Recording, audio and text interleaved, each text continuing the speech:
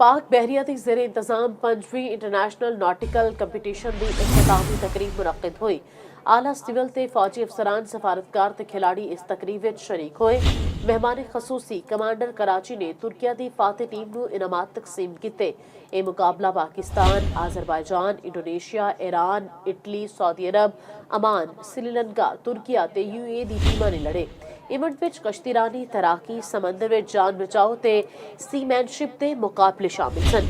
इन्हां मुकाबलियां दा मकसद पाकिस्तान विच बहरी खेलां दा फरोग करन ते दोस्त मुल्कां दरमियान सेहतमंद मुकाबलेबाजी नूं हौसला देना है।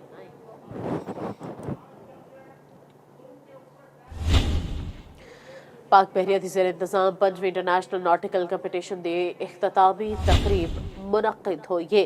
आला सिविल ते फौजी अफसरान, सफारतकार ते खिलाड़ी इस तकरीब विच शरीक होए ने और मेहमान खसूसी कमांडर कराची ने तुर्किया दी फाते टीम नूं इनामात तकसीम कीते ने। ये मुकाबले Pakistan, Azerbaijan, Indonesia, Iran, Italy, Saudi Arabia, Sri Lanka, Turkiye ते UAE दी टीमां ने लड़े ने।